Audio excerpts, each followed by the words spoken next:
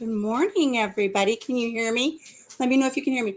While everybody's chiming in and let me know if you can hear me, I'm going to put on some music for my dogs. Give me 1 second.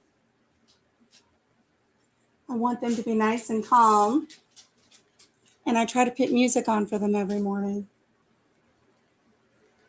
so that they have something calming. Good morning. Oh, that's loud. Because you don't pay for fraudulent purchases. What you do with that confidence is up to you. I want to skip the ads. Give me 1 second. We can dance while we're waiting, though. Can you hear the music? I'm on. You're not getting anything. You can hear me. Donna, why are you not getting anything? Okay, I got music on for my doggies. Can you see me? Go out and come back in, Donna. Okay. Looking beautiful today. Thank you. There's a reason for this today.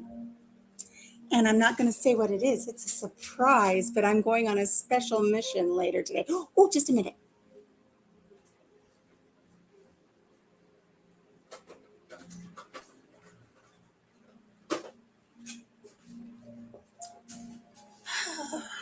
I didn't bring coffee this morning. I've already had my coffee, but it is so hot and humid here this morning.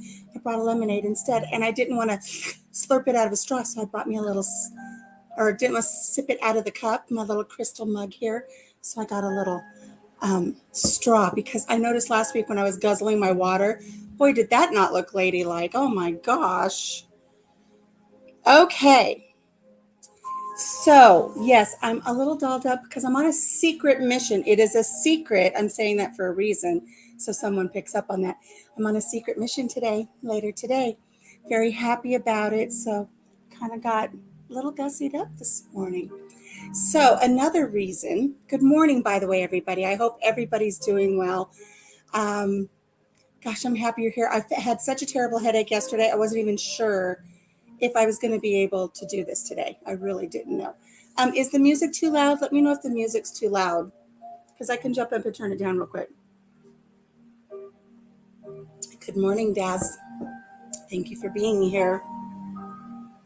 So, I've been kind of toying around with my brand and my logos and doing some things lately in that arena. And I've kind of started going back to some of my more classic stylings and how I feel. And my husband said to me the other day, Papa Jim said, I sure do wish you would go back to dressing vintage again. I really miss you dressing vintage. And I said, I miss it too. I really do. Even though I'm out here on the farm and I really don't see anybody, I do kind of miss it. I used to dress in, like I said before, little sweater sets and cute little skirts with cherries on them. And I would do my hair every day. And trying to catch up with everything that's going on here. Good morning, Denise. Good morning, Lisa. Good morning, Donna. Good morning, Chrissy. Remember Romper Room? When the lady would get the mirror and she'd say, I see Denise, I see Lisa, I see Chrissy, I see Daz. I loved Romper Room when the host would get the little mirror out and see everybody that was in the room. Anyways, hello, Andale, my pajama party friend. I'm not in my jammies today. I actually got dressed in this really cute little kind of vintage little peasant skirt. So hubby said, I really wish you would start dressing vintage again. I said, I do too. So I have to tell you that last night I got my rollers out and I put my rollers in because the rollers give me this really nice, like little 1940s, 1950s comb out. And then I can start messing again with my victory rolls and my Betty bangs and all the things that I used to do in 2012. And when we moved here in 2013, I'm still waiting for somebody to let me know if the music is too loud. Do I need to turn it down or are we okay with the music in the background?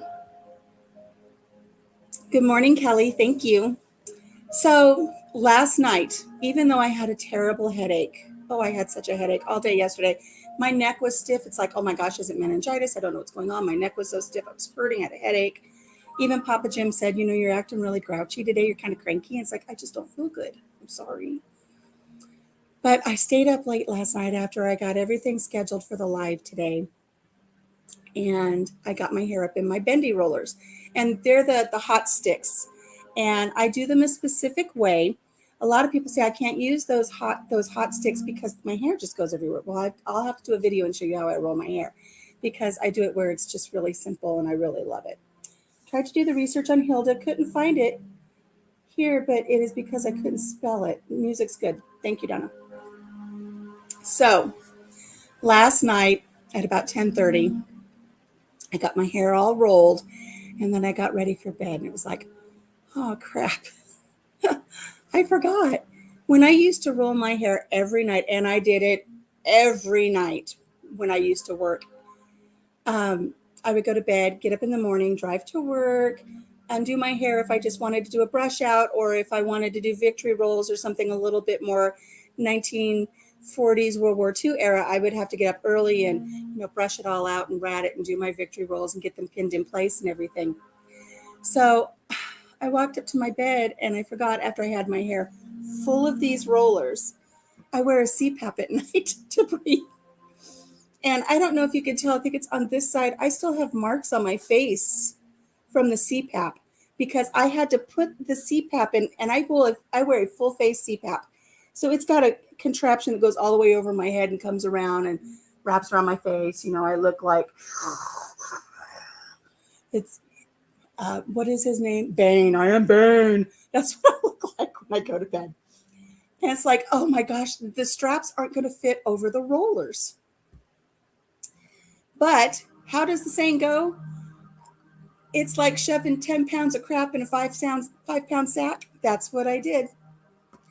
I manipulated the straps all around the curlers, and I finally got it on my face, and it was so tight, even after I adjusted it, that it was just like I was sleeping like this all night long because it was just wrapped all around these curlers. But I did it, and I did it for you guys, and I did it for my secret mission today. And then I got up this morning and I took out all the rollers, and it was just adorable. I was like, oh, I miss this so much. And I did my little comb out, and then I went out to feed the chickens and make sure everybody had water today because it's going to be hot today. And I'm not kidding you. I'm not kidding. I walked out the door, across the deck and down the deck. And as I walked down the deck, I could see my hair coming in front of my face here, flat as a stick. It took that long for the humidity outside to take every little bit of curl out of my hair after sleeping all night long in those curlers. Oh my God. I know. I'm with you, Chrissy. There's days I don't brush my hair either because I'm just out here on the farm, and who do I have to brush but the chickens? But when I dress vintage, I do tend to put a little bit more into it, and I know Papa Jim kind of misses it. So when I go on my secret mission today, don't be surprised if you see some follow-up video and my hair is going to be flat as a rail. It will not have any bounce. It will not have any curl. I did really well with this in California where we have a dry heat. But here, oh my goodness, I don't know how I'm going to do it. I might only have to do it just for my lives. I know, Kelly, and you can pull that off. You can pull off that shaved side head. And here's the thing, now that you bring that up. I choked on my lemonade. When I first moved here to the state of Iowa in 2013, and I was still dressed, and I'll dress up like the 40s and the 50s and loving it, my sister said, you might need to tone that down a little bit. You're kind of coming into this small rural community. It might not be as accepting of you if you run around looking like you're from the 1940s. And normally I wouldn't care what anybody says. I mean, I was living in Southern California where people looked at me crooked all day long. Chrissy, you're about ready to shave your head. Oh, I look like Jabba the Hutt when I go like that. Anyways, have you guys seen that new TikTok thing where somebody puts an eye right here on their chin, and then they put a U down here on their chest, and they're like this, and then they go like that, and they love the heart is right here on their big fat chin, and you can't see it until they go like that, and then it says I love you. Oh my gosh. So yes, Michael, when I was in California, I did whatever I wanted to do. But moving here to this small community, my brother had a very established business for over 30 years, and I didn't want my presence and being the weirdo that just moved into town to affect his established business. So I kind of toned it down a lot and I just stopped dressing vintage. I did it for a little while. I would curl my hair and wear my little berets and stuff and go about town. But I just kind of let it go. And then, of course, when cancer hits, I didn't do any of that. But when I was talking to Papa Jim this week, I said, well, I was kind of told that I wouldn't be very well accepted around here if that's what I did. And my husband said, and who told you that? And I said, my sister. And he goes, and how does she wear her hair? And I thought about it. It's like last year, she wore her hair like Kelly, shaved on the sides, kind of a little mohawk thing. He goes, did it affect anybody around here then? It's like, no, I guess it didn't. So I decided I'm just going to put a little bit more into my little vintage look like I used to. Some of you may have seen some of the pictures on Instagram that kind of popped up because I was kind of looking for how to do my logo. But there's no toning you down, Kelly. Hello, Outdoors Big Matt. How are you doing? Good morning, everybody. Yogi has a hankering for a frozen Coke. Are you going to get a frozen Coke in one of those big, big mugs? I'm going to take my big, big mug out today. I've got a big, 64 ounces of goodness that I'm going to go load up on a big, beautiful lemonade. So, or maybe a frozen Coke. We'll see. I don't know. So I got up and I did my hair and it flopped. I was so disappointed. So I ran back in here, started getting everything ready for the live, and I re-rolled it. So I've had my hair in rollers twice now in the last X many hours, but it's not going to stay this way. So when you see a follow-up video for my surprise today, it's not going to look like this. So apologize in advance. I'm going to do what makes me happy.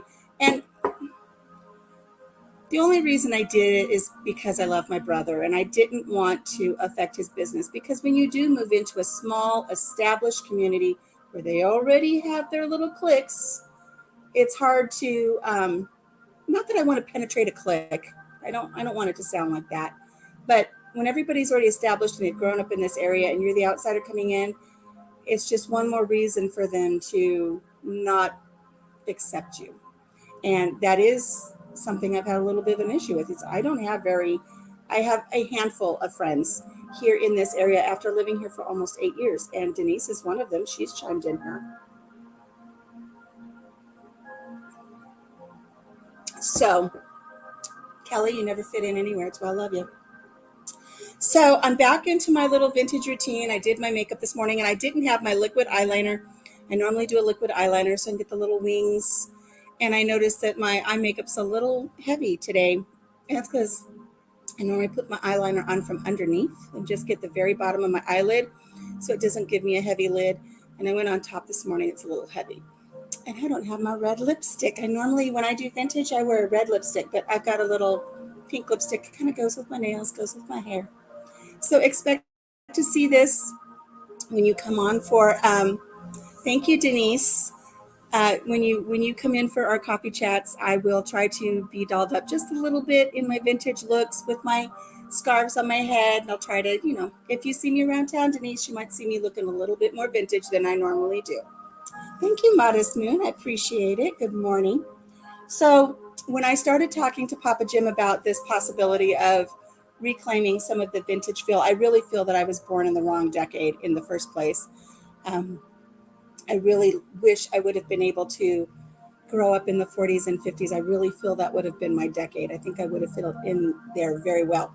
On the other hand, I would have done very well during the Renaissance period, because if you look at the women in the Renaissance period, the ideal woman in the Renaissance period was very fair-skinned and a bit robust. And that's because if there was a famine, the larger women wouldn't starve to death as easily. We were prized possessions back then. Just followed you on Insta. How the heck did you not know I was on there? Don't know. Instagram, Facebook, but Facebook, I'm not called Country Mama. I don't know. Maybe I don't want to try to keep track of too many things. I think just YouTube and Instagram for this Country Mama thing is wiping me out as it is. And then I don't want to add something else on. But anyways, back to my whole vintage thing. I don't have the proper makeup to do my vintage look, so I'll have to start collecting that again. But this is going to maybe take some of you back a little bit. Look at this. I went and I got my Pond's Cold Cream. So I'm starting to do my nightly routine of taking off my makeup with my Pond's, and it's a moisturizer, and I've noticed my skin is not as dry. So I picked this up, but look what came in the mail. Oh my gosh, this tells you how much Papa Jim is into this. This arrived in the mail yesterday. We got a package in the mail, and he handed it to me, and he goes, do you know what this is? It's a second flour and eggs. I'll look at that in a second. I said, no, I don't. He goes, well, it's for you. I said, it is? And he goes, yeah. And so I opened it up, and look what he got for me. Oh, my goodness. I love that this man loves vintage. He got me the really old Pear soap. You know, Pear soap was made, it started like in the 1800s, and it's really the only soap that has consistently been made. And it's just an old vintage soap. How many of you had grandmas that had pears? The Pear soap. Oh, it smells so good. Now, I make soap, so he doesn't need to buy me soap. But he's on this vintage kick now, which we always have been. I have in my bathroom right now, I have, I have Ivory soap, and I think it's a Palmolive soap. And they're so old that it's marked with a wax pen, 3 for 24 cents. 3 bars of soap, 24 cents. They're very old. The packaging's kind of ripped. I have a Fuller shave brush. I have all kinds of little vintage little shave kits, and the razors that you unwind to put the new razor in for the gentleman. So we kind of collect all those little things. We love vintage stuff. But oh my gosh, this Pears. And I was so thrilled to see one, but when I opened it, there's two little bars of the Pears. Oh my gosh, right, Donna? It takes me back, and the Pond's takes me back. And it says Pears Transparent Soap. Oh, so I'm going to start. I just love that he did that for me. He surprises me with little things like that all the time, and I love it. So I've got my Pond's. I've got my Pears soap. I'm going to start hitting the thrift shops again, maybe see if I can find some blouses and some headscarves and do my 40s and 50s looks. I don't know how much the weather is going to cooperate with that, but whatever. You need a Papa Jim in your life. You're the Papa Jim in your wife's life, Michael. Don't forget that. And yes, the Pond's feel so good when I put it on at night. And I can already feel a difference in my skin. I really can. I was having a lot of dryness, and I already feel a difference. Oh my gosh. I was going to go back up to Flowers, Eggs, and Yeast, and I've already forgotten their name. Have you heard of Dapper Days at Disney World? Total vintage looks organized on certain days of the year in Orlando. Oh, you get to go? Are you going to go? Oh, how fun. That would be so much fun. I used to love to dress up.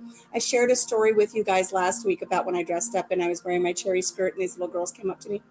There was another time I was wearing this very, very flouncy dress, kind of like the shirt that I have on here today.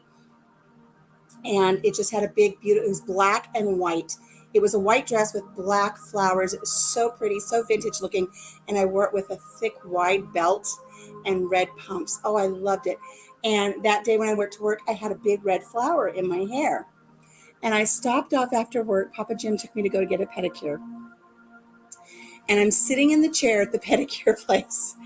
And this lady goes, where do you work? I'll save you the accent. You know what I don't want to get in trouble. She goes, where do you work? And I said, I work for a school. And she just, why they make you dress like that? And I said, they don't make me dress like this. I choose to dress like this. She goes, work at Mexican restaurant? I said, no, I don't work at a Mexican restaurant. I work for special education at this school. She kept saying, I don't know why they make you dress like that. And I was like, they don't. I like it. Then, all of the chatter down the row of all of the technicians that are working and all speaking in something that I can't understand. Oh my gosh, that lemonade is so good. So good. So she just laughed and laughed. They were laughing at me. I don't care. It wouldn't be the first time that they've laughed at me at the nail salon. But this other time, I'll tell you, I wrote in my blog that this one time a friend of mine, my neighbor, my former neighbor, we would go to the river every year. We would take our boats to the river. And of course, she would diet like crazy. And she would always say, aren't you going to lose some weight before we go to the river? I was like, what do I care? I'm not going to see those people again. What do I care?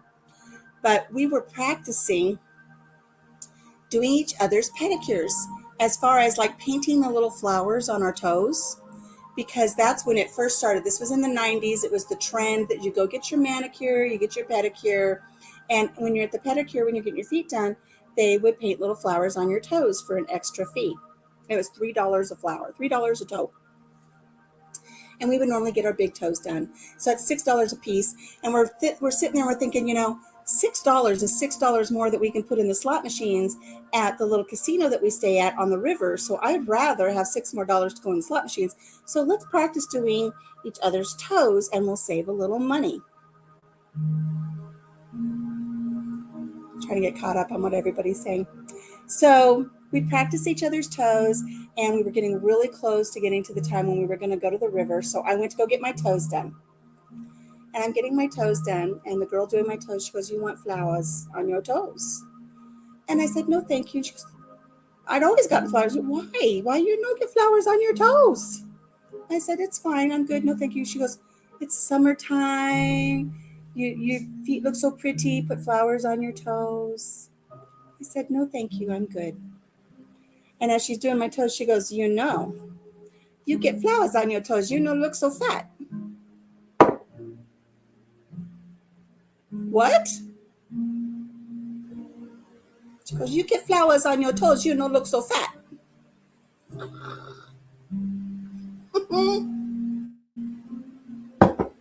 Oh, my word. Not only did I not get flowers on my toes, I didn't leave her a tip after that, because everybody down the road, they were all laughing at my expense. I normally don't care. Whatever. A little unprofessional there. So, I don't know how I got off on that subject. Manicures, pedicures. I don't know. Now I'm at a loss. But, because of the lady making fun of my clothes. Yeah, rude much, right? Didn't get her a tip that day. So I've got all my little vintage stuff coming together. And so I don't know, I kind of feel like I even feel a difference in how I'm feeling when I talk to you today. I feel a little more, I don't know, sassy. So, no, not flat. She told me I don't look so fat.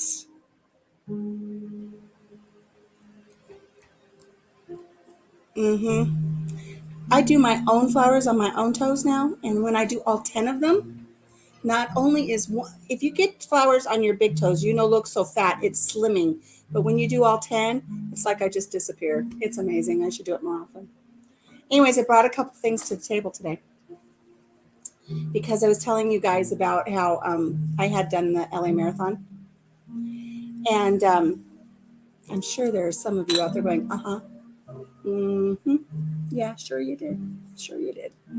You did a marathon. I do want to say at the time that I did the marathon, I was a size 6. But there's no way at my current health state with the neuropathy in my feet from the chemotherapy and everything, there's no way I could do a marathon now. But look what I found. And the date is March 2nd, 1997. There it is, guys.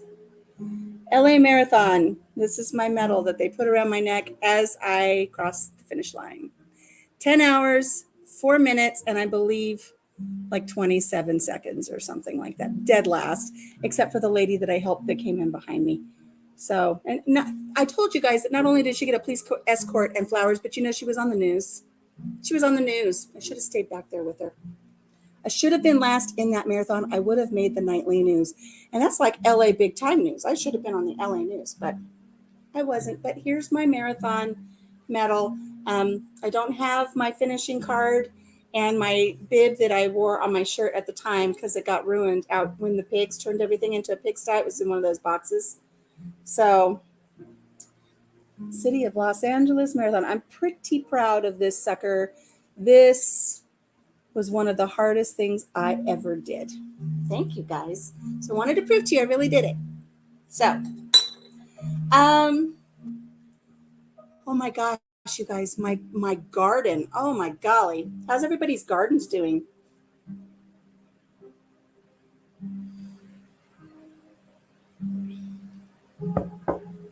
Everybody's saying hi to everybody. I love it. Oh, wait a second. Who's sitting at somebody's table? Let me see. Hello. Oh, look at me. I'm at the big kids' table. Hello, Jason. You love doing that with your toes, Daz? You like me. Found yourself again, per se. Does it look like I found myself again? I just love the 1940s and the 50s, how they just had just the classic little look. But back in the 50s, they didn't have their nose pierced, but I'm keeping that. I don't care. So I do want everybody to know that I had 2 envelopes go out this week for the seeds. Every live, I'm going to be giving away a packet of seeds from my garden, and they're going to be the flowers. And so last week, Michael at the Green Acre, he had a correct answer to a question that I posed. So I was a little delayed in getting them out. And then Daz also had one, but he has gifted it to someone. And if they did not catch on that they were gifted these seeds from Daz, I'm not going to say anything. Don't anybody say anything. And then it'll be a surprise when it shows up in their mail. So, but they've both gone out. There was a little bit of delay in me getting those out because I didn't have enough stamps here and I didn't have any little cards to put them in. I want to send them in a card. I don't want to just, I don't know. I didn't have any envelopes either. I didn't have anything. So I had to make a trip into town last week and find something appropriate to send them in and buy some stamps. So they are on their way. So Michael, keep an eye on your mailbox. And we will be having another giveaway today in a little bit. You're welcome, Michael. Hey, Kyle LeVay's here.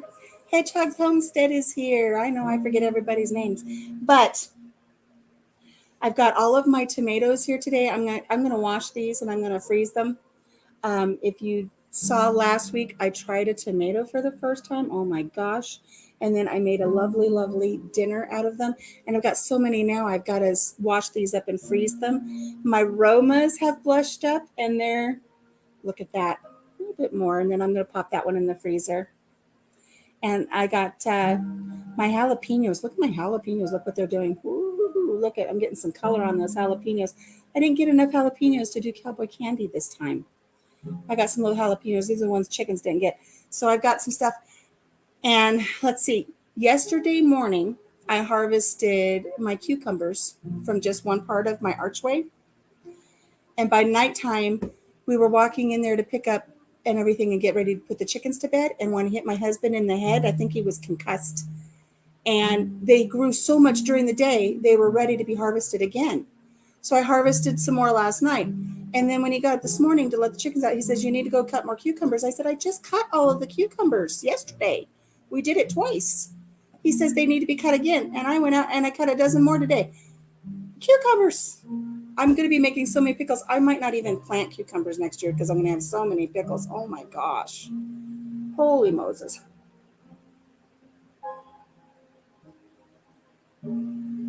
Ladies, pinkies up. Always pinkies up. So I was watching. We'll do our little giveaway in a little bit. I was watching some of our videos back and forth, all of us who subscribe to each other. And when I share a story based on another story, I hope people don't feel that I'm trying to one-up them, because Papa Jim says you got to be careful. Don't one-up people. And I said, I'm not one-upping people. So please don't ever think I'm doing that. It's just when they say something, it reminds me of a story. So something happened this last week, and I was like, oh, does that remind me of a story? So I was going to share this story with you guys today. It's not in my blog or anything. I don't have it written down. And hopefully if my son watches this, he won't feel I'm picking on him, because I'm not. I love you dearly, son. But back when we lived in Southern California, we had this Class C motorhome. It's the little, like a Dodge van motorhome. It had the bunk beds in the back. And we had started taking the kids out into the desert. We would spend Christmases out in the desert. And we had taken our camper a couple of times to a location in the desert in California that it's just vast desert, and there are geode mine fields there. I shouldn't say mine fields. There are just stretches of desert with little mounds where there's been volcanic activity, and there are geodes, and those are the rocks that when you crack them open, they have crystals on the inside. There are geodes deposited in these mounds from a volcanic eruption, and then as the little rocks come back down and there's gas trapped, then they form around the gas, they form these geodes. So we had taken the kids out for Christmas to this location one time, and then we decided to delve back farther back to the geode beds for this trip that we were going to take the kids on and go geode hunting. And when I say we went way back, we went way back. As we're driving this motorhome, we had what's called Arizona pinstriping. We had pinstriping all along the sides of the motorhome because we were driving where all of the mesquite trees and everything were like scratching all the way down the sides of the motorhome. And thankfully it was an older motorhome.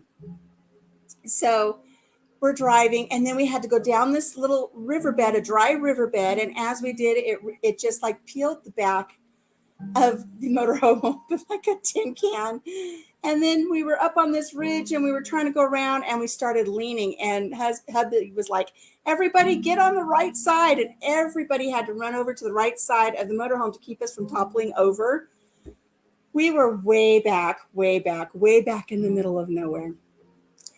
And we had a really great time hunting geodes. We took our Great Dane with us, and it was so funny because she would lay in the shade of the motorhome, and then she would get up, she would walk over to a hill, she would dig, and just this little dinosaur egg of a geode would just plop out. She'd look at it, she'd go back and lay down, and we're just like hunting, and sometimes we're not coming up with anything. I don't know how she knew they were there. So we're on our very last day of our trip, and our friends had come with us with their motorhome. We're all camped out. And my second boy had just about had all he wanted to do with geode hunting. He was hanging out in the motorhome. And as we're up on this hill and we're hunting geodes, my son leaned out the car and he yelled up to his dad, hey, Dad, can I listen to some music? And Papa Jim said, no, you cannot listen to any music, because for him to listen to music, he had to put the key in the ignition and turn the key backwards to run the radio. And we're out in the middle of nowhere, and we don't want him running down the battery listening to the music. I don't know if they had their little Walkmans or if we had something else that they could pass their time with, but hubby said no. So we're just, on the outskirts of where we're camping, and we're looking for geodes and everything. And all of a sudden we see our son walking off in the opposite direction. And we thought, he's just going for a walk. And he kept walking, and he kept walking, and he just walked out into the desert. And maybe he needed some alone time. I don't know. So we're collecting all of our little shovels and our picks and our rocks, and we're going back to the camper because it's time to pack up. We need to go. It's the last day of our trip. And the reason I'm telling you about this trip is because Erin over at Bramble Hills was sharing about how they had gone on their trip and they came back to their basement flooded. And I was like, oh, girl, let me tell you something. So we're getting everything ready, and our son hasn't come back from his trip. We're ready to go. We've got a 2, 3, 4 hour trip to get back home. We need to get out of the desert safely while we still have daylight, get on the road. So my hubby goes to honk the horn so that he can alert him to come back. And when he goes to honk the horn, there's something wrong. And the horn won't honk, the steering wheel won't, something's wrong. And that's when he notices what has happened. And this is why he realizes that our son has left, probably fearing his own safety and life, not knowing what his daddy's going to do, when daddy realizes that he didn't listen, and he decided he was going to put the key in the ignition so that he could listen to some music. Well, when he did that, he broke the key off in the ignition. So we're in the middle of nowhere with a broken key in the ignition. And I have a son missing in the desert. Remember, I told you last time I had a son missing in the mountains. Now we've got a son missing in the desert. Oh, crap. We can't honk for him to come back. I think our neighbors honked on their horn on their motorhome to get him to come back. But the issue at hand is we're out in the middle of nowhere with a key broken off in the ignition of this, I don't know, 1970 something little Class C motorhome. So thankfully, my husband is a mechanic, and he had a small little toolbox with him, and he had just what he needed to take apart the whole steering column to get the broken key out. So at least we know now we can make it home. Because he didn't break off the ignition key, we still have a key to drive home with. That's why it broke. It was not the right key. He didn't put the right key in. So then my husband and our neighbor who has gone camping with us, they get into their Jeep and they drive around and they go looking for our son. They drive so far and so far out into the middle of nowhere. You want to talk about homesteaders? There are homesteaders out there in that desert that Papa Jim said he's pretty sure he heard the banjos from Deliverance. He was a little scared. It was a little scary for him. But they drive and they drive and they drive and they find our kid. Shoes, no socks, no shirt, just a leather jacket he threw on, no water, and he's just wandering the desert. But they find him and they bring him back. And I told hubby, I said, you go easy on him. That poor kid fit for his life for a reason. He knows you're going to be mad. Just don't be too upset with him. So they bring him back. Everybody's in one piece. We get everything all finished loading up, get the kids all in the motorhome and the dog. And we go back through the whole mess of getting out of the desert and back. And we had to pass a prison. That was scary too. We were out in the middle of nowhere where there's a prison. And we get back onto the interstate and we start heading home. And we get about 45 minutes into our trip home and blam, we blew a tire. So this is just not going well. We had to pull over, change a tire on the side of the interstate. Hubby's just about had enough. I mean, he's on the brink, right? And on these old motorhomes, they had that big, like a dog house, kind of it's just right in between the two seats in the front. It's where the motor is. That sucker gets hot. It was so hot that while we're driving, and we had to wear flip-flops, so because if you wore shoes, it was just too hot. And I've got a water bottle, I'm squirting his feet, and it's just miserable. He's so ready to be home. We finally get home. It's late. It's dark. Flat tires fixed. Kids are cranky. Hubby's at the end of his rope. I'm trying to keep everybody alive. And he goes to put the key in the door. And it's not there. There's just the little round part of the key. The key is missing. My son not only broke off a key in the ignition, he broke off the key to the house. So when we got home, we couldn't get in the house because we locked it up tight as Fort Knox. So my hubby had to break a window to get into the house to let us in. And I remember him just opening the door, just telling everybody, just go to bed. He didn't even want to deal with it. So he, such a mess. Oh my gosh. But when she came home and said that their basement was flooded, I was like, oh goodness, we had to break into our own house. We didn't have a key. It was broken. We had a key broken in the initial. We had so many things go wrong with that trip. It was crazy. So that was my little deal there. You guys been talking while I've just been chatting. Yeah, Daz, it was quite the deal. It was quite, hey, Crazy Ed.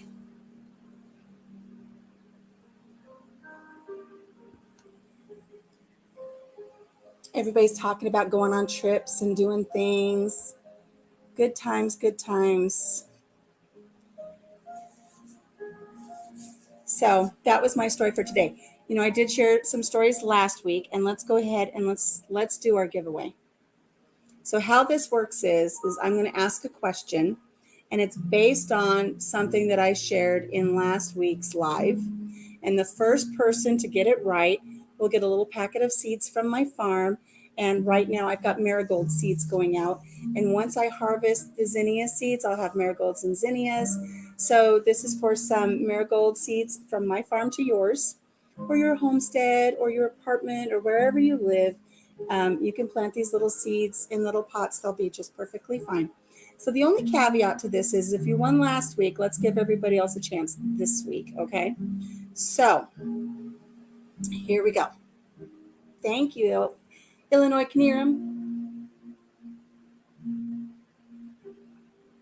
Thank you, Hedgehog. My kid's going to be upset with me for telling it. Poor kid. Oh, I love that kid.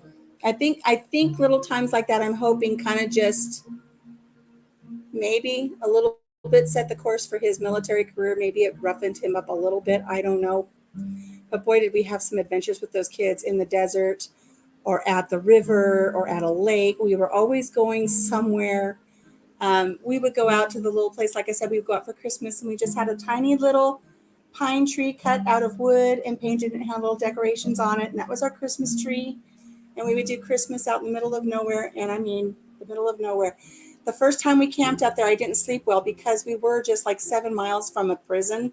And I thought, man, if there's a prison break, they're gonna head south for the border.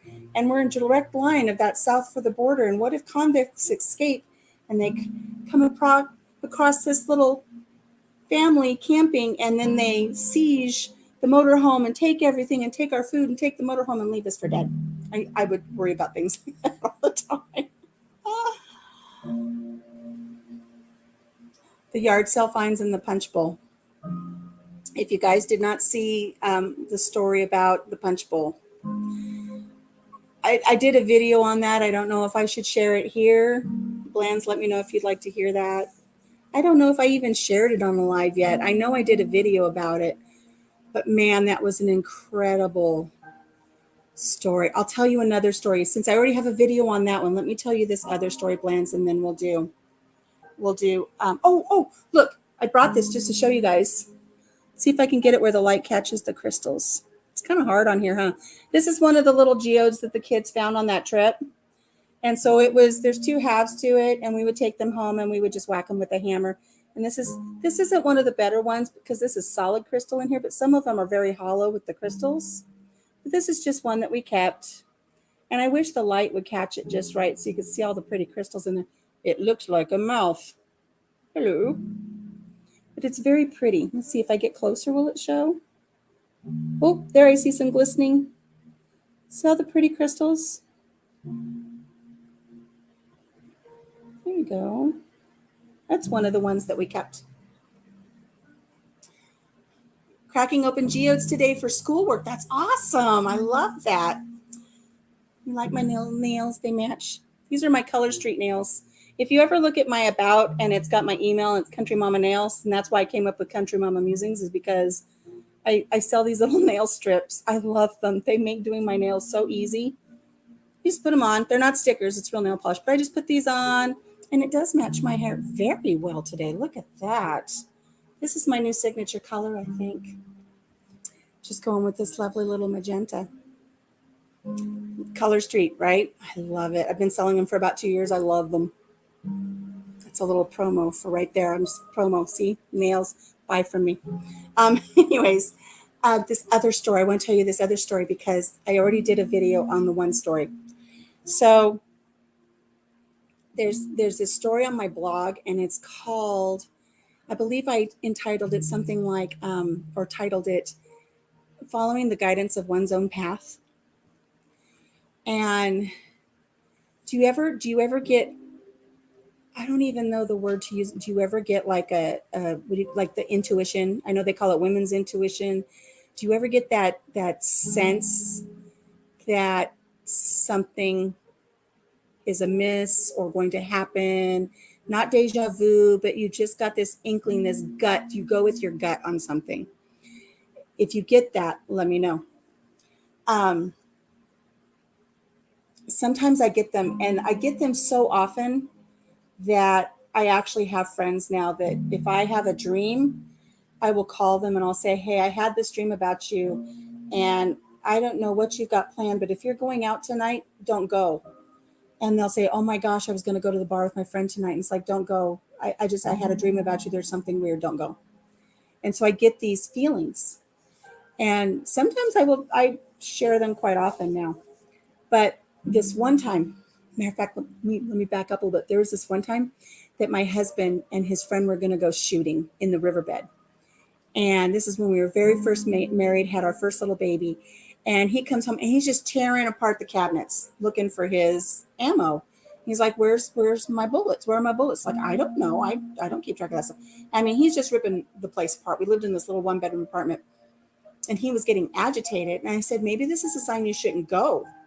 He's like, I'm going. And he just kept going. And he finally found his shells. And him and his friend went off to go shoot in the riverbed. They were gone a very long time. And when he comes home that night, he goes, do you see the mark on my wrist? Do you see that? And he had marks on his wrists, both of them. I was like, what's that from? He goes, those are from the handcuffs. The handcuffs? He goes, yeah, we got in trouble for shooting down in the riverbed, and the sheriff showed up and he handcuffed us to each other and then around and to the side mirrors of his police car. So they're straddled over the front of the police car, handcuffed to each other and the mirrors of the police car. So until this guy figured out what was going on, why they were shooting down there. And I guess there was a bad accident or something. I don't know if he was just trying to do like a scared straight moment with them. But I guess a call came in that there was a very bad accident and he had to go. So he let them go. And he told them, you just go straight home. And so he's like practically in tears. Like, and they put me in handcuffs. It's like, yeah, see, I told you. You shouldn't have gone shooting. I had a feeling that there was a reason. So now he listens to me when I tell him I have feelings about stuff. Don't take this highway, take this other highway. I've got a bad feeling. So there was a time shortly before we moved out here, and I had met my new biological father, and we were going to go travel up to Las Vegas to see him for our birthdays because our birthdays were one day apart. And so we loaded up the truck and we were going to take this day trip and spend the weekend up with my dad. And as we're driving, it's my birthday that day. And hubby says, where would you like to go to breakfast for your breakfast birthday? He says, we can go to IHOP and you can get all you can eat pancakes or whatever you want. What do you want? And normally I would have said yes. I would have wanted like the stuffed strawberry cheesecake pancakes, something really, normally I would do that. But for some reason on that day, I said, no, I think I'd really just like to pull into a donut shop and let's get a dozen donuts and we'll just eat them on the way. Very unusual for me. I mean, spoil me, take me to breakfast. And I just want donuts. So we stopped in a little place and it was just my husband and myself, our son who was probably 18 at the time, and our granddaughter who was probably 6. And we got our donuts and we got on the road and there were we got a dozen and there were a few donuts left over. So they were just in the box on the console. And we drive and we drive and we drive and we stopped off where we always stop off in the town of Barstow. And there's always this little train yard that had been set up as a gift shop place and a McDonald's and all this. Been going there since I was a kid. And we stopped there to get drinks and get gas. And I always had a Diet Coke. I would always grab a Diet Coke. And for some reason this day, I didn't grab a Diet Coke. This day, I grabbed 2 waters. Very unusual for me. Very unusual. And hubby said, don't you want a Diet Coke? And I said, no, I really feel like I need to get water. And I grabbed 2 of them, which, if you stop off at any roadside place, waters are more expensive than the Cokes, but I grabbed 2.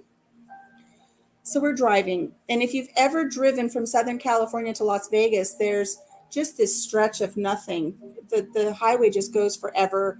Bunch of mesquite trees on the side of the road and trash. And there are no exits for miles and miles and miles and miles. It's just a stretch of nothing. And we're driving on this stretch of nothing. And I forgot to mention we had our dog with us. And the dog starts getting a little antsy along this stretch of nothing. And so we're looking for a place to pull over so she can get out and be walked a little bit.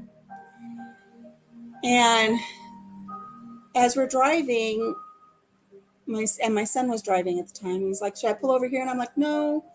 And he said, pull over here? No. And as we're driving, we finally found a spot. And I said, just pull over here. This looks like a good place to pull over. So he pulls over, and I told my granddaughter, I said, stay in the car with Grandma. Don't get out. And my husband I noticed he had a knife. He had a knife stuffed down in the side of his seat. And I remember looking at it thinking, if I need that, I know I've got that, because now I'm in the car with a little girl by myself and the men are outside. And I thought, I just sensed that somebody was there in the middle of nowhere. And I just, the hairs kind of stood up on the back of my neck. And Aurora, my granddaughter, she just kept wanting to get out. And I said, no, you need to stay in the car. And I said to myself, wouldn't it just be really weird if there was somebody under that tree over there? There was a mesquite tree. And I kind of shook it off, and I told myself I was being not insecure. What's the word I'm looking for? Paranoid. I'm just being paranoid. And then my son comes running up to the car, to the passenger side.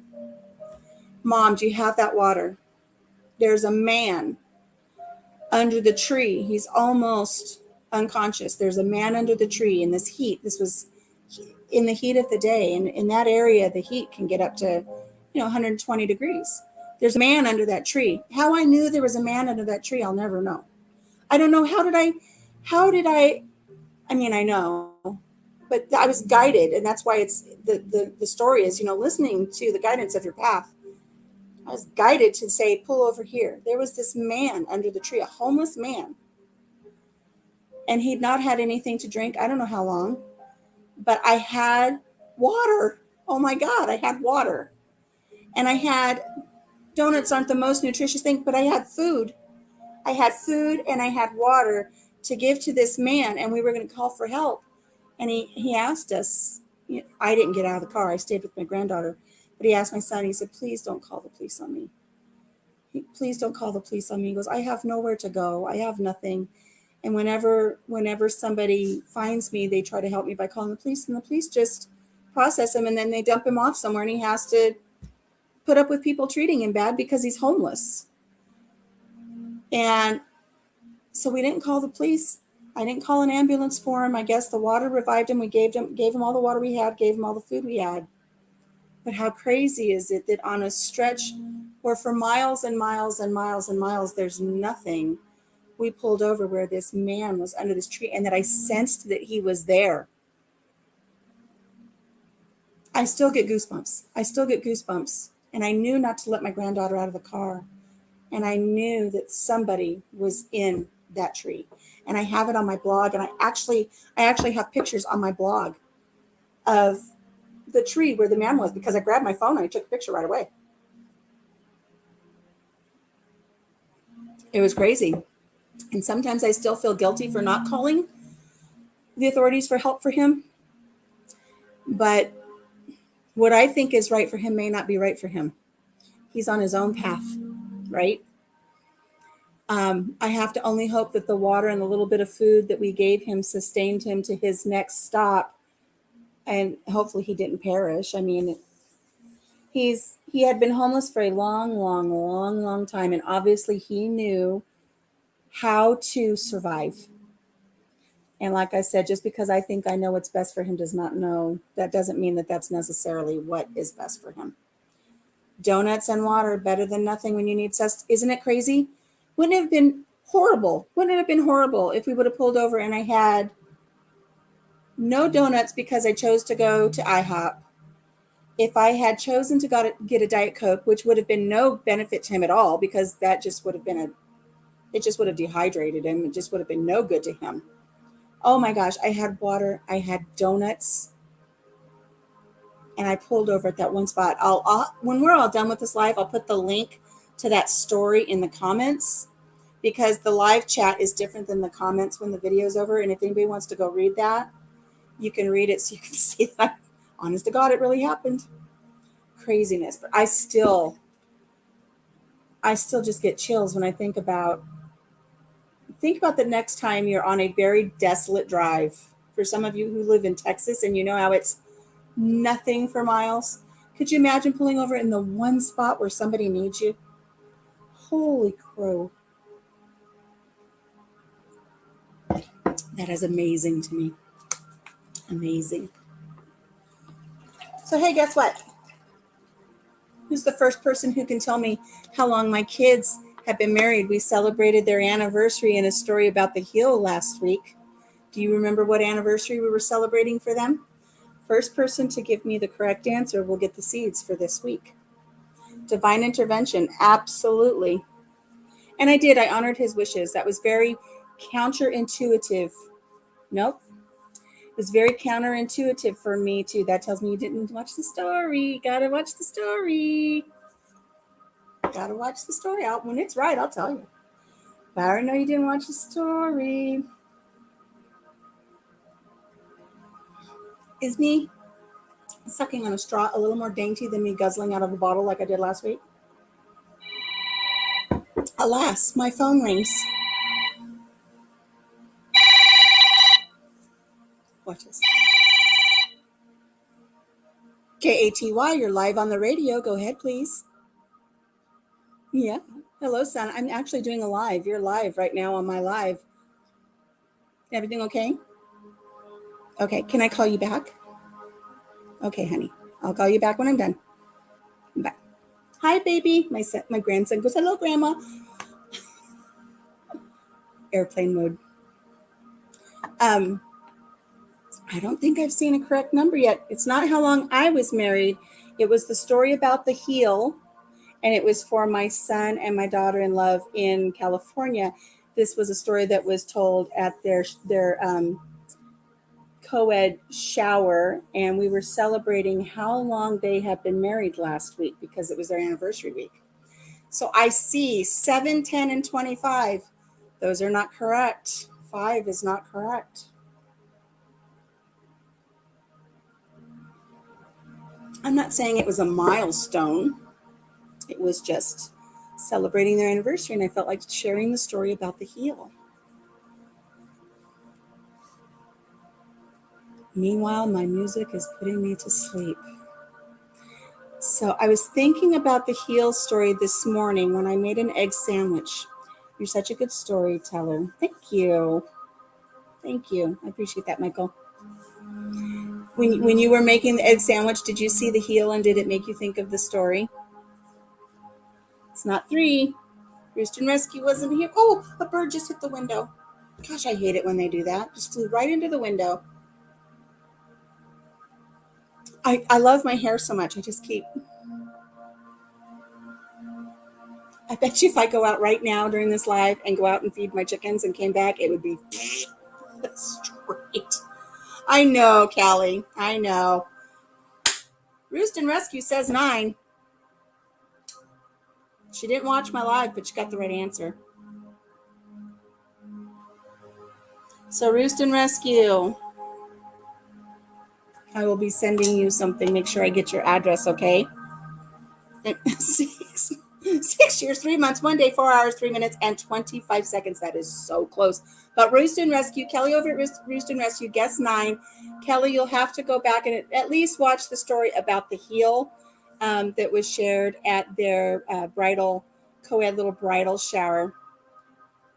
Indeed, I had both heels and fortunately 2 normal slices left to make the sandwich. I'm not a heel fan, so it's going to the birds.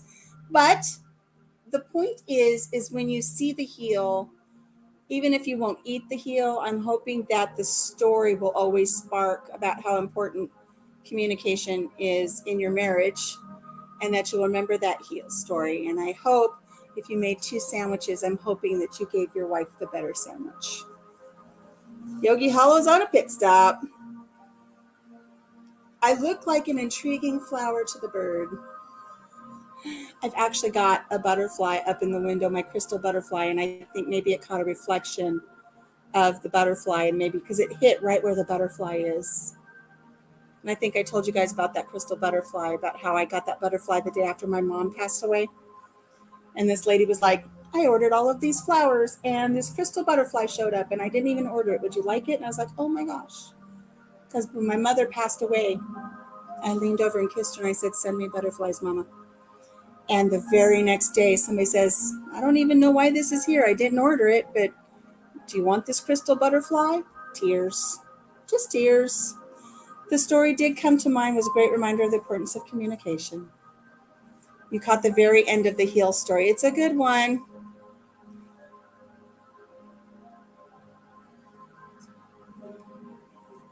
9 hit your gut. So you were listening to your gut.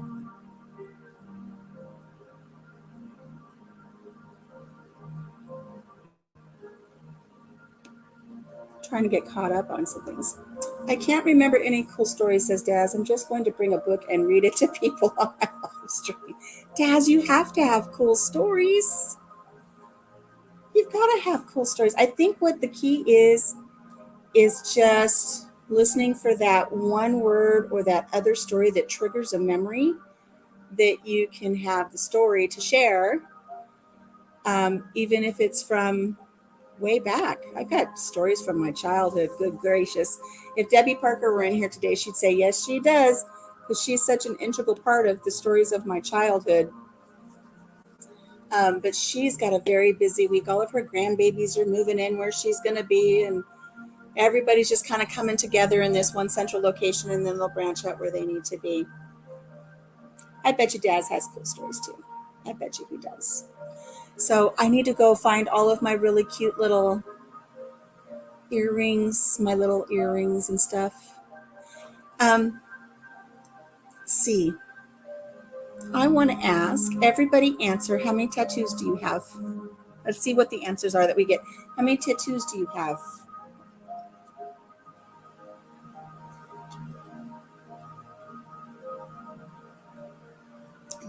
Are Daz's stories black and white, or is my stories black and white? You know, back in the dinosaur days. I told you I found a picture of me with Abraham Lincoln, an Abraham Lincoln impersonator who was handing out pennies at the 50th anniversary of the USO for Bob Hope. It was a big celebration for Bob Hope.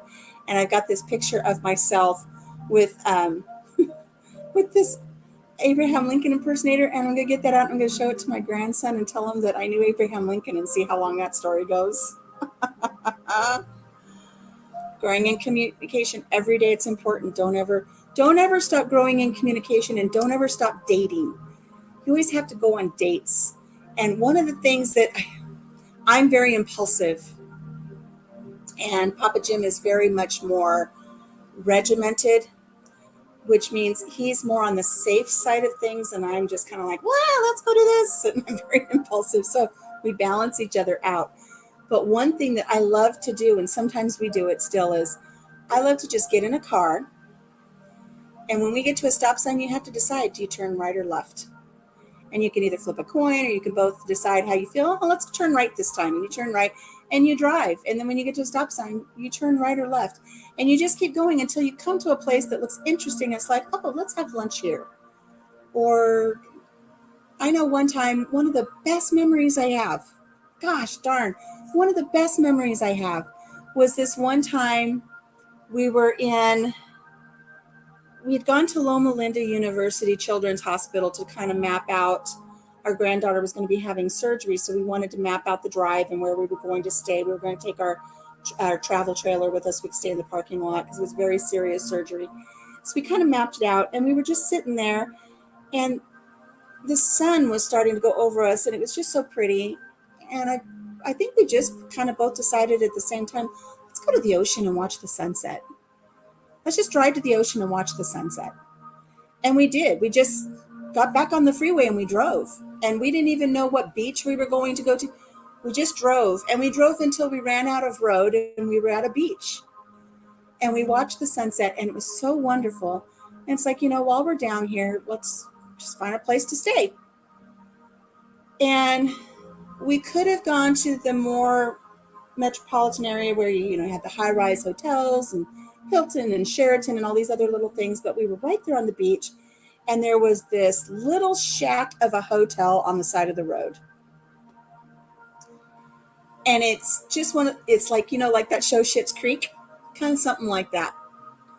And it's not something we would normally stop at, but just on a whim, we stopped there. And it was just right across the street from the ocean.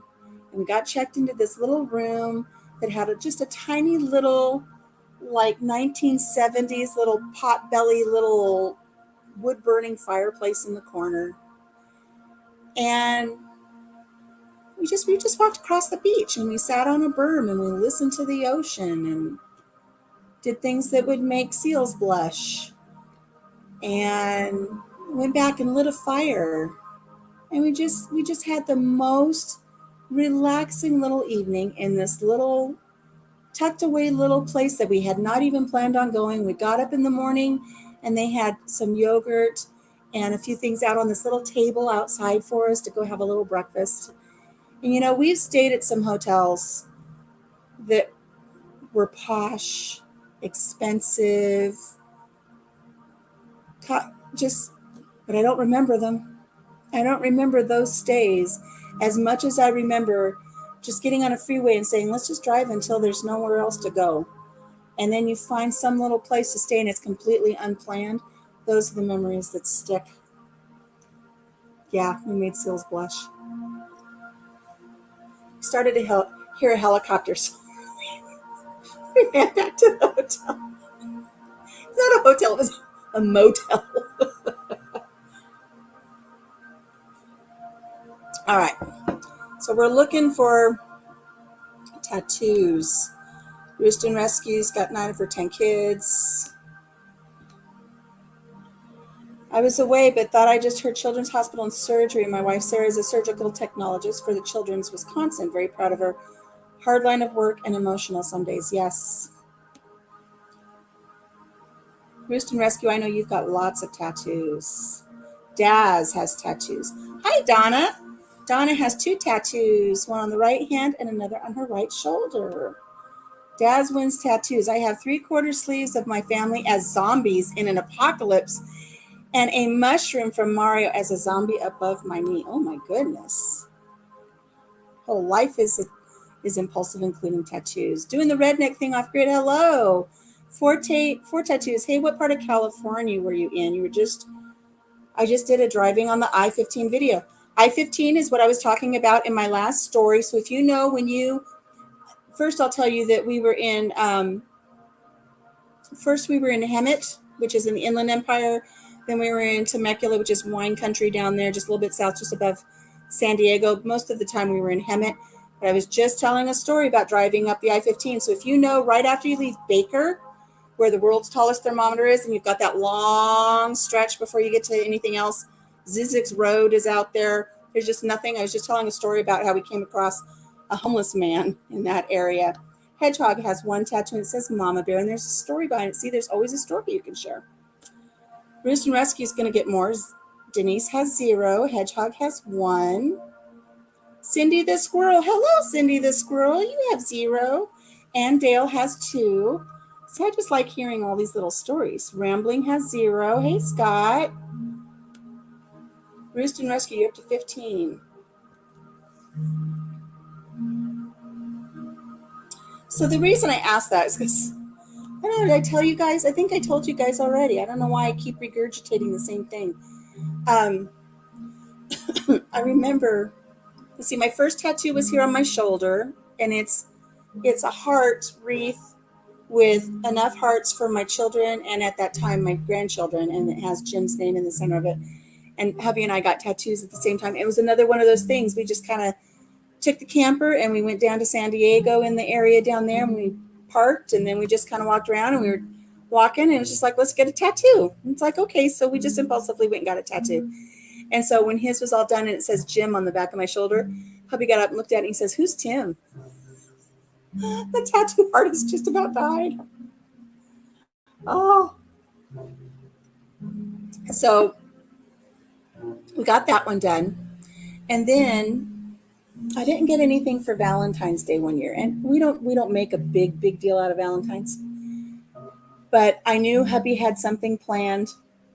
And at work, the ladies at work were all getting flowers from their husband, right? From their husbands. And the flowers are coming in and they're like, oh, you didn't get anything. And they were really thinking Jim was quite the creep.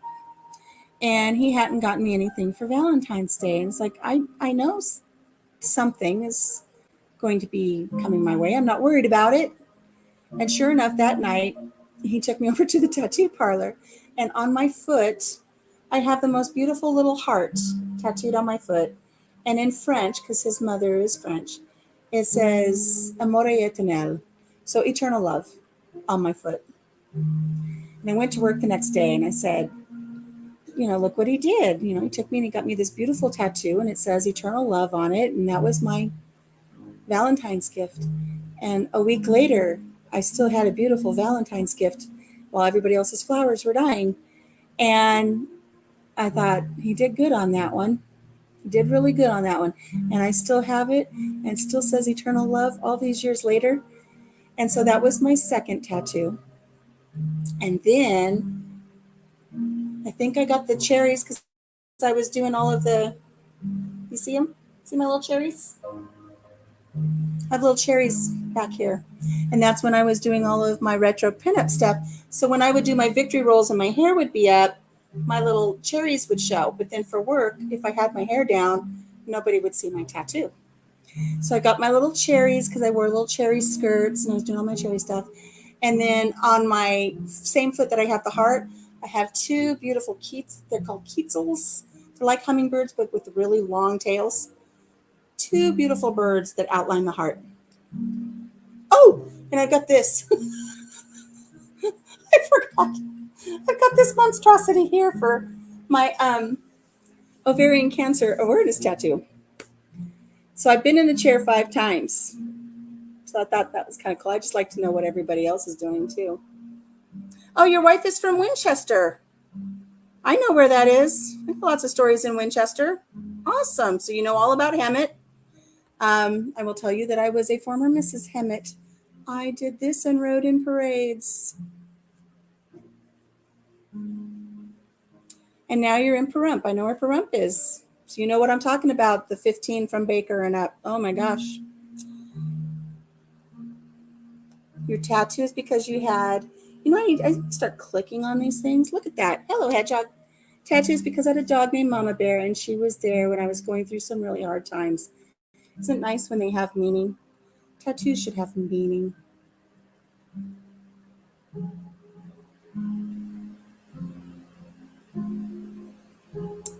And it's hard for me because when I'm scrolling backwards, then I get the back end of stories, and I don't know what the front end of the story is. Green Acres taken off. I'm glad you were here today. Thank you so much for stopping in, Michael. I look forward to getting your mail.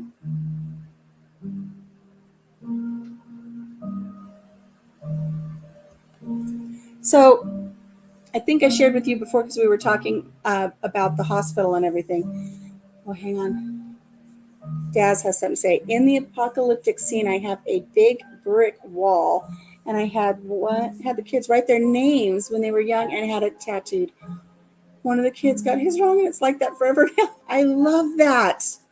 I love that. I love it when little kids spell their names wrong and somebody hangs on to that memory, and then you see the growth, and it's so wonderful. I love that. I wish when we moved to California, I had keepsake boxes for each of my children, and I gave their keepsake boxes to them, so they have them now. Wouldn't it be funny doing the redneck if I knew your wife, being from Winchester, and I was right there from Hemet? My goodness. Let me see. Going down to new comments now. During my lives, I'll scroll back up to where I last remember reading, then scroll down to catch up. It's difficult, though, even then. Even then, it's difficult. Okay, Leanne, I was raised in Winchester. We moved there in 1979. Hello, Leanne. It's possible our paths crossed. I went to Hemet Junior High in 1980, but I don't know how old you were at the time. Ooh, Roost and Rescue has angel and devil cherries. Ooh. My daughter had extreme anxiety and depression. She has a wave on her arm. It shows no beginning and no end. I dislike tats on me, but that one touched me. Yeah. I like it when they tell a story, when they have meaning. I really like that. I really like that, Scott. I think I had shared before I worked with this one lady. I am in Iowa now, Gail. I'm in Iowa. Used to work with this one lady at a school, and she had this like on her forearm, like right here, all of this. And I'm talking, it was this big, and it was a housefly. like the fly. It was just this hairy fly tattooed on her arm. And she was a teacher. She worked with little kids. She had a big fly. And I remember asking her one day what the story was behind having that big, huge, ugly housefly on her tattooed on her arm. She's just like art. It doesn't have a meaning to you. No, just liked it. I saw it one day, just had it tattooed on my arm. I thought, oh my gosh, it should have meaning. They should have meaning. Oh, went to Hemet High, graduated 83. Hemet High, class of 85. Class of 85. So I'm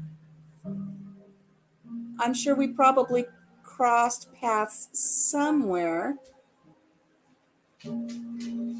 I know, right? Who would want to have just a big housefly tattooed on their arm? I didn't get it.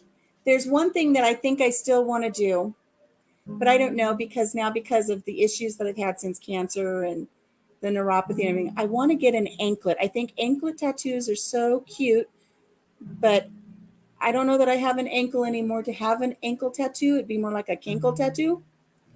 But I always thought it would be so neat to have an anklet and have little charms tattooed on my anklet of things that are significant to me. So one of those things being a medal. I completed the LA Marathon. I'd like to have like a little medal that, and I think the medal would be, I don't know if it shows it in this. I think I would just want to have a medal with the Roman numerals for 12 X11 because it was the 12th marathon. Something like that. And then I would like to have maybe a little crown to represent the time that I was a title holder and did local and national pageants. I haven't talked too much about that with you guys, but I used to be a judge for Hawaiian Tropics for their pageants. I used to be a judge for the preliminaries for the Miss USA, for Miss California pageants. I did all kinds of neat stuff. That's part of my history. I'd kind of like to have that. Maybe a little wedding ring to signify the fact that I've been with my high school sweetheart for as long as we have been. And I just thought it would be nice to have little charms on a little anklet. I think that might be one of my possible tattoos. Hello, Nisi from Freehandly. How are you? You're listening while you quilt. That's pretty cool. Very, very nice. I like to crochet. Quilting I never got into. I did cross stitch quite a bit. I did like that. But anyways, so I just wanted to throw that out there and see how many tattoos. I like to just, so you guys are more interactive, do some of the things that you've done. So I'm going to be putting up my tomatoes. I'm going to be putting up some cucumbers. I'm going to say that tomorrow because I'm going to be off on a secret mission here in a little bit. Everything else has been going good here at the farm. I haven't been attacked by any produce lately, although hubby did. You're in Winchester now helping your parents. I still have family that live right there in Hemet. So I loved Hemet back in the day. I'll be quite honest with you. I went back to Hemet a couple years ago to visit, and it was a little bit scary for me. Things have changed a lot. Things have changed a lot since we left. Okay, Yogi, drive safely. So, yeah, we'll have to keep in touch. Leanne, was it Leanne?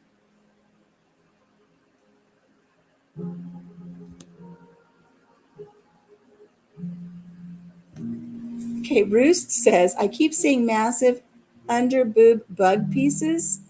People are tattooing bugs under their boobs. Hello. Praying mantis. Ah! Oh, yeah, cool. We went to the same high school. Very cool. So let's see.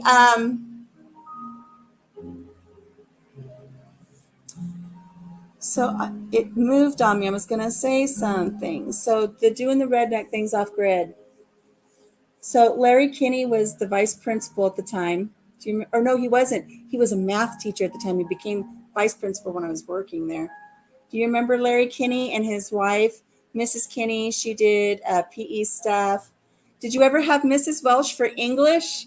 Oh my gosh, she was the funnest teacher ever.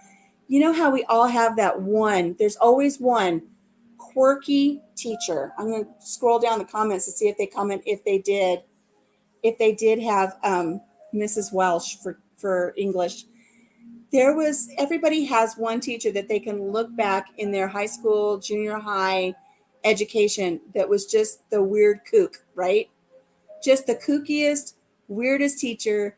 And when I went to that high school, the same high school that Doing Redneck Things went to, there was Mrs. Welsh.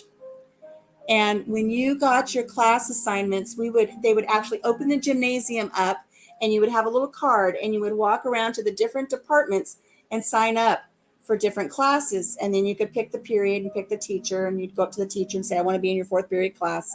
And if there was room, you could get that class. And everybody would want to sign up for Mrs. Welsh's class because she just was, I don't want to say she was like a hippie. She'd always wear funky clothes. She had very curly hair. It wasn't a fro, but it was just this mop of curls. And she would wear these big, long, dangling, like disco ball earrings and glasses. And she was just kooky. And she would always give the best assignments. Like, okay, today you're going to write a 5-paragraph essay on taking a bath. And you could make it as funny as you wanted to. You talk about bubbles in your bath, whatever it was, as long as it was in proper 5-paragraph format. And she would just always give you the funniest things. Where do you see yourself in 5 years? Write a paragraph on that. But she was also in that class that I had to read The Old Man and the Sea. Oh my gosh, why is The Old Man and the Sea even on a reading list? I don't even know if it's on there anymore. The Old Man and the Sea, is that Ernest Hemingway? We're sitting in class, just nodding off. Never did finish that book. It was the most boring book ever. Let's see what this one says. That's this next generation who don't think that those bugs will look like in 20 years. They'll go from proudly post plain hide seek. Could you imagine a praying mantis tattooed under your boob? What that's going to look like when you're 70?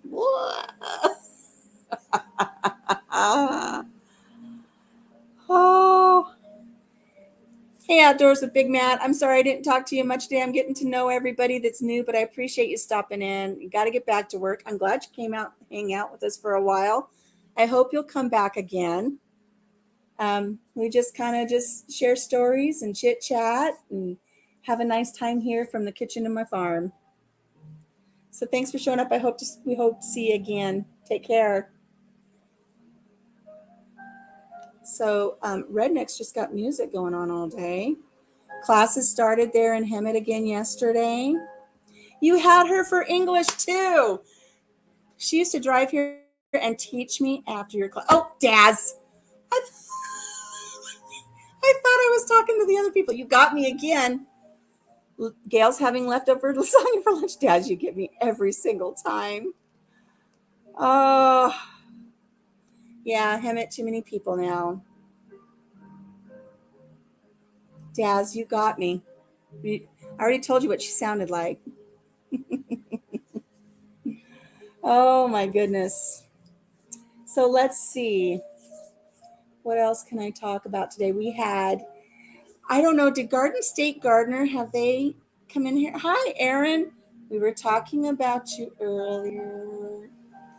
We were talking about what you came home to from your camping trip. And so I shared a camping trip story. So you'll have to go back and see my camping trip disaster that I shared. And I was telling everybody, I'm not trying to one up your story, just trying to share it. It makes me think, oh, I have a story about camping, so I'm going to share that during my life. So that's what I do. I do not have any yearbooks. I do not have yearbooks. For when I went to the junior high, I was a hill kid. We lived up in Anza, so you'll know where Anza is. And we moved down off the hill for sophomore year. But I grew up very, very poor, and my parents didn't have the money for extravagant purchases like yearbooks. So Joe's not in here, but I guess Sunday, I won a t-shirt during his live and I wasn't there to claim it. We had a nice little barbecue. Our son came down, our son who lives about a mile from us, he came over and brought the grandkids and we had a nice little barbecue out in the summer kitchen. And while we were in the summer kitchen, the storm blew in and I didn't have my phone. We didn't have anything out there with us. And this storm blew in and it was a gully washer. We had big fat raindrops. The sky was black, lightning striking right out here in the fields. I mean, lightning as the storm was coming and my granddaughter was getting scared, she'd cuddle up against me and we'd, we'd see a flash. We'd see a flash and then we would count 1,000, 1 Mississippi, 2 Mississippi, 3 Mississippi. And then the thunder would hit and we're like, okay, it's 12 miles away still. We don't have to worry. Well, it was raining so heavy we couldn't run into the house, so we just stayed out there and we were watching the lightning and everything. And then it started cracking right here in the field to where like you can't even count. It's a flash and you're blinded and the instant crack of thunder. And we couldn't make it in. So I missed Garden State Gardeners Live and I didn't get the t-shirt. It went to somebody else. First time I had won something on there and I didn't get it. Yeah, look up. I know that if you go to the library, you can look at the yearbooks from him at high school. I might be in there a couple times. I don't know.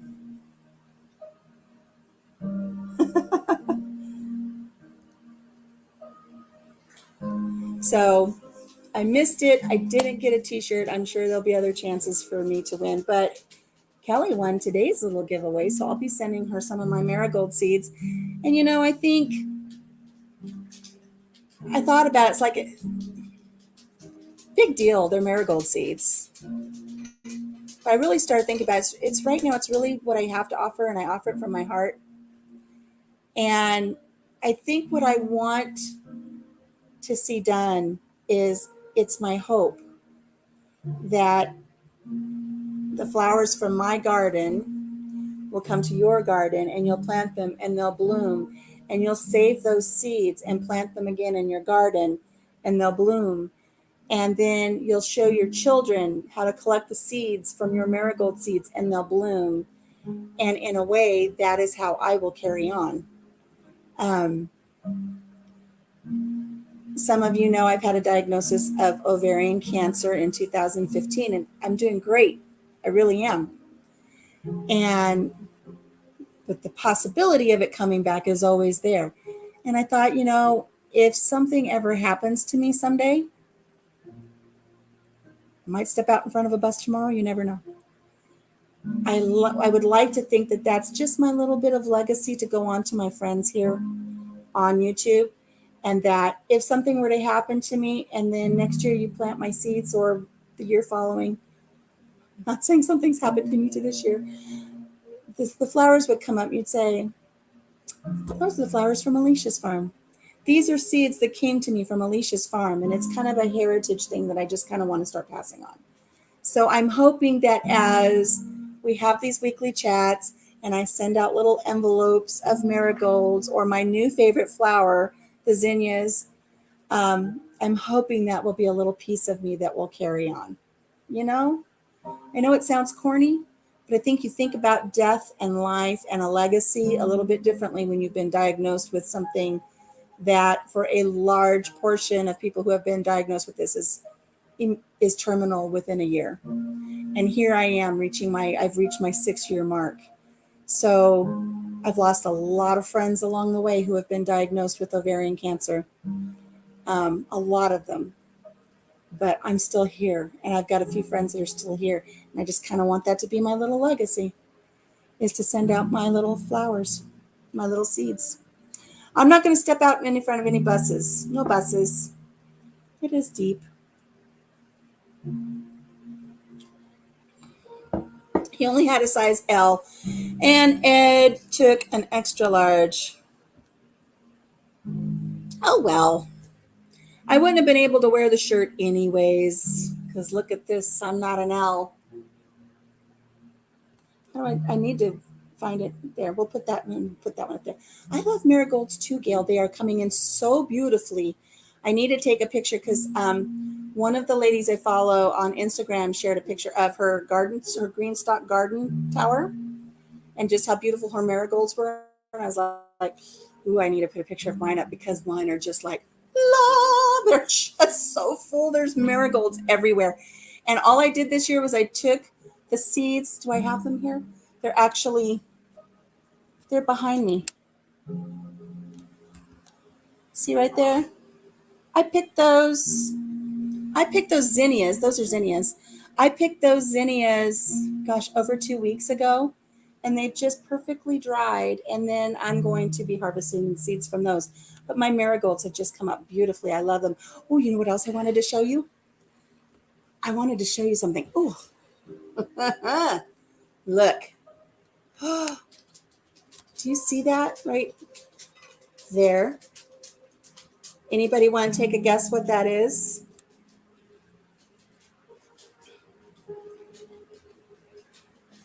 Ooh, seed swapping. That would be fun. Sounds bad, like she's Abraham in the Bible. Oh my goodness, what did I miss? You are not an owl. I miss these little things and I feel completely lost. I saw the funniest joke the other day. I want to play. Papa Jim's seen it, so I can't play it in Papa Jim. But I saw this wife walk up to her husband. She says, "You know, I heard that I know somebody that has a really small little Winky and they think they're an owl." And her husband looks at her and goes, "Who?"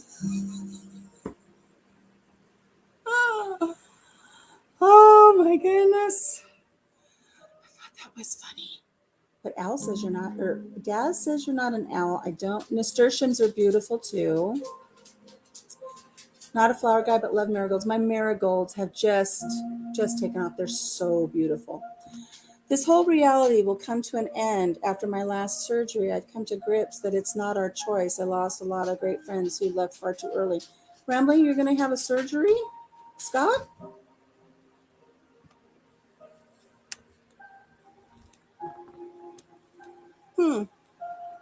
We're going to have to figure out what that's going on there. I don't like that. Anyways, did anybody see what was behind me? I'm sorry. If Scott, if you're having a surgery, we'll keep you in prayer. I want to know what that's about. My goodness.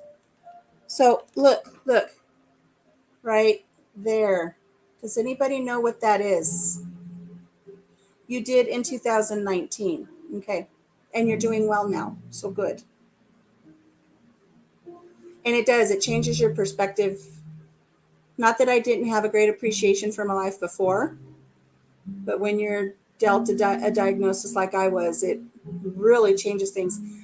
Last year, when it started snowing here in Iowa, and everybody was complaining, there was something on our local Facebook page for our local news, and everybody was complaining about the rain or the snow. And I said, you know, my mother loved the snow. I'd give anything to watch a snowfall with my mother again. She just loved it. Lived in Iowa most of her life. Loved the snow. And then you're given this diagnosis.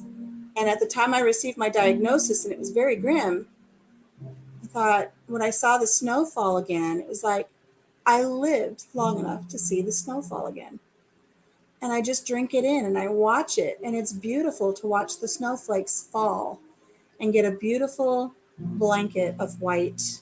And all of the sounds are hushed when you're outside because it just kind of insulates everything. And I just appreciate the snow.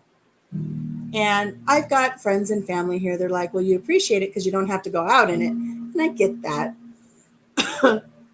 But I get to see it fall and I get to be in wonderment of it. And that's how I feel now when I plant my flowers and I plant my garden. And I went out the other day and I actually took a picture of this tiny,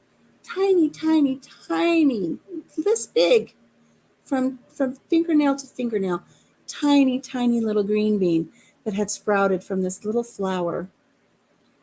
And I thought, you know, I'll never look at green beans the same again. I mean, we open a can of green beans, we dump them out, we warm them up, we eat them. We open a can of green beans, we make green bean casserole for Thanksgiving, and we eat them and we don't think about it. But this tiny little green bean that sprouted from this beautiful little white flower from something that I planted and tended to and nurtured and watered. And now it's turning into a green bean that I get to nourish myself with, that I get to can and learn all about. I'll never take them for granted again. And it's such a wonderful little thing. And I don't know if I would be that deep about it had I not had this diagnosis. I don't know. I sat around for a long time waiting to die. And about, I don't know, a year and a half ago, I kind of snapped out of that and decided I need to start living again. Kelly, you're going to run. I love watching the snowfall now. So people are leaving, but nobody's guessed what's behind me back here. What's on this table? Did somebody guess and I didn't see it yet? I'm going to do a video on it this week. Denise, you understand what I'm talking about. Yes. What is it? What is it? Gail wants to know. Gail wants to know what I've got back there. What I've got back there is a glass container with a special concoction in it and about a dozen eggs. So that is lime water. And I've had that in my pantry since November. Those are eggs that I water glassed, and they're out now, so they're supposed to be in a cool, dark place, but I just brought them out to show you. Those are eggs. Those are eggs, Nisi. And I put them in that carefully measured out, the pickling lime with the water. It's filtered water with pickling lime. You have to have the correct weight. It's not a measurement. You have to weigh it out. You make your water. You put your eggs in it. And they have to be farm fresh eggs without the bloom washed off. They have to have the bloom that protects the eggs. And when you put them in, then the water protects them as well. So as you can see, those eggs that have been in that special lime water since November, the end of November. So I'm going to say I put them in the last week in November. So December, January, February, March, April, May, June, July. They're 8 months old. None of them are floating. They're all just hunkered down there in that water. And so this week I'm going to be removing one, and I'm going to see how well it preserved. This is a way that they used to preserve their eggs. If this is a little kind of an experiment that I've been doing. I also have, I think, 2.5 dozen eggs in the pantry that I coated in mineral oil and put them in their containers in mineral oil in a dark place. The mineral oil is supposed to protect them from the air getting in and preserving them. I'm going to see how those did. I'll be taking these out sometime this week and doing the float test on them to see if they're still viable, which they're not floating there, so I don't think they're going to float just in regular water. I'm going to crack one open, see how it smells, and see how well they preserve. I have lots of young hens coming in this year that we've been raising, and so I don't know what kind of bra straps hanging out. I hate that. Never reveal, ladies, never reveal. I'm going to see how well that works for preserving my eggs, because if it does well, then I'll get clear 5-gallon buckets. Not clear, but opaque, so you can see what's in them. And I will start storing my eggs in lime water, and that way during the winter months when my girls aren't laying, I'll be able to use those for baking cakes. I understand they don't do as well as fried eggs because the white kind of dissipates just a little bit, becomes a little runny, but the yolk is still good, may not raise up as high. When you open a fresh farm egg and you've got that really nice high yolk, it might be a little flattened.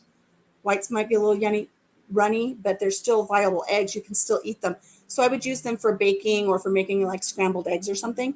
So if that turns out to be a viable way to save my eggs this year for winter, I will be doing that. So I've been doing this for 8 months now, waiting to see how it goes. So I thought I would try them. Hedgehog, breast cancer in 2019. Breast cancer, ovarian cancer, they're sisters, they're best friends. You got to watch out for the other now that you've had the one. So I'm not turning eggs into rubber eggs. They're not pickled eggs. They still have their shell on. So you can see that I've got some white eggs and I've got some brown eggs. Did I have a white layer back then? I did. Trying to think of who laid. Oh, I got some white eggs from my neighbor Karen. That's right. So they're water glassing. So Gail wanted to do water glassing but could not find the right lime. Ball canning, you know, where they have the canning salt, you can get the canning line. Same thing. You just have to measure it out very carefully. So yeah, I'm going to try my water glass eggs and see how they turn out. I had someone else request that I make bread and butter pickles, and I've got so many cucumbers now, I can make more bread and butter pickles. And I shared with Denise because she asked for my recipe, and I said, confession, somebody gifted me a whole bunch of Mrs. Wages, and so I've been making my bread and butter pickles using that up. But somebody wants an actual recipe, so I'm going to be doing one from scratch. Try to get that done this week. Down to 5 people. I'm losing people like I've got the plague. So I guess it's probably about time to wrap things up. What do you say, guys? And now I scrolled over and somehow now I've got something in front of my live chat and I can't see it. What did I do? Anyways, so I think I'm going to call it a day, guys, and we're going to meet up here next week, 10 a.m. We'll have coffee or lemonade, depending on how the weather goes. And I'll see if maybe I can get a cute little flower in my hair next time. Talk a little bit more about the vintage look that I'm going to try to attain again. And we'll just kind of go from there. So I can't see what anybody's saying. I don't know why something popped up in front of my news. It says see more news. Oh, it went away. Oh, no, now it's giving me news. I don't want to see news. Get out of there. Okay. Oh, opening your bread and butter pickles. They should be good. Oh, man. My son just devoured some bread and butter pickles over here the other day that I made because I make them really thin and I put the sweet Vidalia onions in with them and I take little sweet peppers and I cut them up and put them in there with them. So with that, I am going to say goodbye. Goodbye, Gail. Goodbye, everybody. I know some of you have already popped out. I'm down to 4. I don't know who I've got less. Scott, have a great day. Thank you guys so much for joining me. I had a really nice time. And remember, next week I'll be having a trivia challenge, a little trivia, a seed packet of seeds. I was going to say a seed packet of eggs. I don't know where I was going with that, a packet of seeds. So, all right, guys, we'll talk to you later. Bye-bye. End broadcast. Goodbye, Daz.